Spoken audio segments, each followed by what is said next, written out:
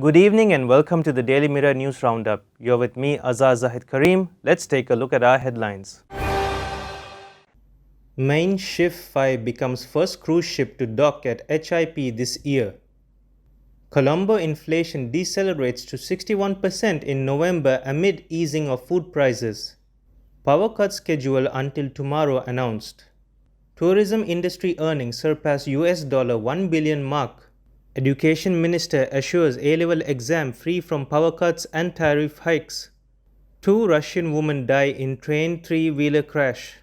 Now, diving into our lead stories. This year's first cruise ship to dock at HIP was TUI's Mein Schiff 5, which berthed at 8 am yesterday and left for Pulau Penang Island, Malaysia at 8 pm. The Yala National Park, Udawalawe Wildlife Park and the historical rock temple of Mulkirigala were among the top attractions for visitors to Hambantota International Port. The MV Azamara quest is expected to arrive on December 5th. The annual headline inflation in Colombo district for November fell for the second consecutive month to 61.0% from 66.0% in October as food prices eased off. Though the prices of services remained rather sticky. Food prices rose by 73.7% in November from a year ago, slowing from 85.6% through October, while monthly prices declined for the second month in a row by 1.5% after falling 2.0% a month earlier. The Public Utilities Commission of Sri Lanka today approved a 2-hour and 20-minute power cut until tomorrow.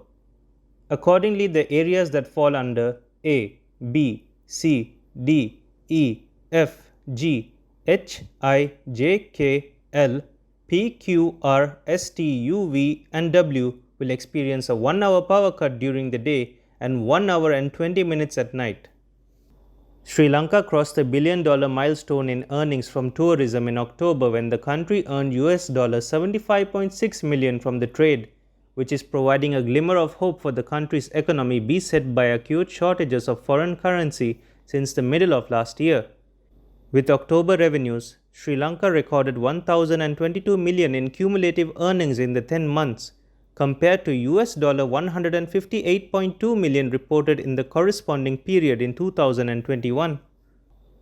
Education Minister Susil Premajayantha said today he would look into the possibility of halting proposed electricity tariff hike and halting power cuts until the advanced level examination is over. He told Parliament that the A-level examination is scheduled to be held from January 23rd to mid-February. The minister said this in response to a question by opposition leader Sajith Premadasa that the students would have to face difficulties if electricity tariffs were increased again. The minister said he would raise the matter in the cabinet and discuss it with the Power and Energy Minister to provide relief to the students facing the A-level examination. 2 persons, including a Russian woman, died after a three-wheeler crashed against an express train at Dalawela in Habaraduwa this morning. Police said the three-wheeler travelling through Maharamba railway crossing crashed with the Beliata Vavanya express train. The driver of the three-wheeler and a Russian passenger on board the three-wheeler died on the spot. Police said although signal lights at the crossing were not operating at the time of the accident, a board was placed cautioning the motorists who are driving through the level crossing. For further details on these stories, visit our website www.dailymirror.lk. You're with me, Azhar Zahid Kareem. This was the Daily Mirror News Roundup.